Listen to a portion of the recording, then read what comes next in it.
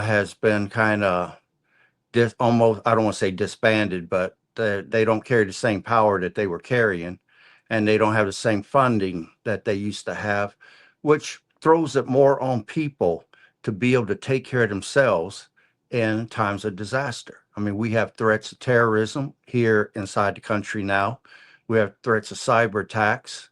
An EMP can occur in Mother Nature. Coronal mass ejection from the sun could occur that would be of sufficient strength that can take down the power grid.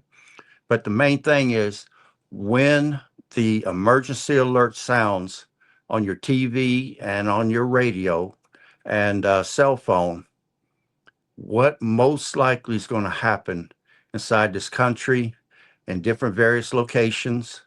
And if you understand what can take place, then you can put plans of action in place, including getting out ahead of it and being able to pick up and stockpile certain things so you're not out into chaos that's going to occur.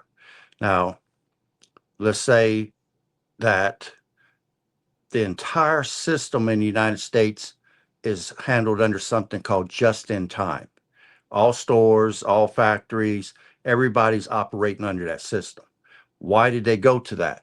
At one point in time, a lot of people was paying for warehouse space to store goods, store food, store various items, and that warehouse space got expensive over the years. I don't know who came up with the just-in-time system, but when things are normal, it has proven to work. But we know from COVID in 2020 that just-in-time failed. There was a lot of product shortages, a lot of things that people could not get a hold of because with all the panic buying going on, just in time does not work well in times of trouble. So let's go with some locations. Let's discuss that. Let's start off with gas stations. Okay.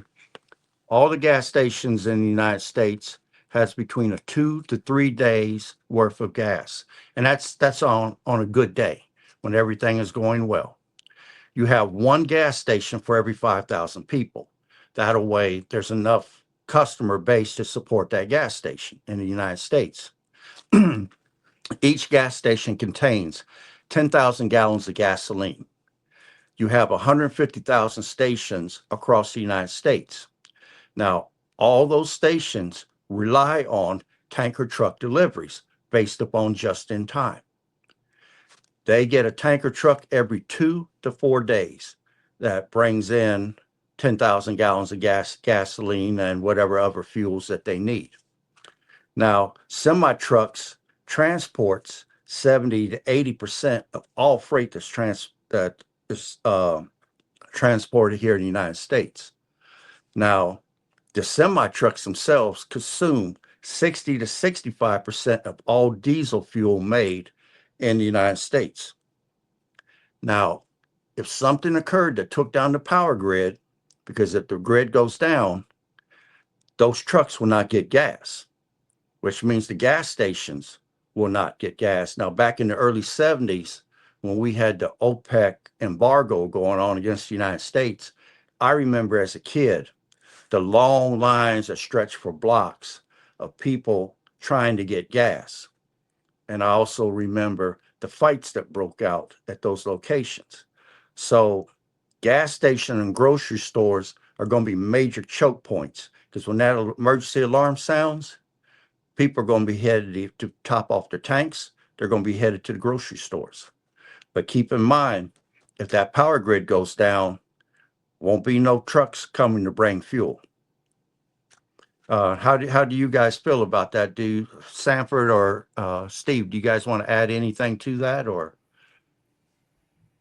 No, I think that that's a very good point, and I think if things escalate as far as what we're seeing on the international scale, like you said, we could see supply chain disruption, and we could see the price of oil and gas going up. And if that happens, that is like you said, some neighborhoods may not even get gas. So like what you're saying is not only will the gas lines be long in your neighborhood, but your neighborhood may not even uh you may not may not even get gas. So that's something to also think about. Yeah, do you want to add something, Sanford, or? Well, I think I mentioned one time before when 9/11 happened, I was working for a private security company part time. And what they did, they had off duty police officers at the point where the actual trucks received their fuel to go to the gas stations. Hmm. And they had us there 24/7 because they were worried about some kind of terrorist activities happening at those locations where the fuel trucks actually receive their gas to go out to the gas stations. But I think what you're saying is 100% correct. I do believe that well, let me say, I would hope that they learn something from that.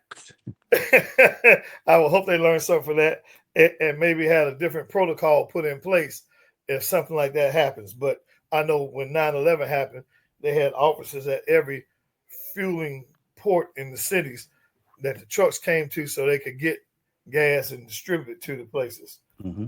So I would hope we learn something from that. But who Yeah, knows? and I just wanted to say, brother Aaron, I really appreciate, you bringing these things out because this is something that, your average, we've been going along and so smooth for so long that, these type of incidents or occurrences don't happen, in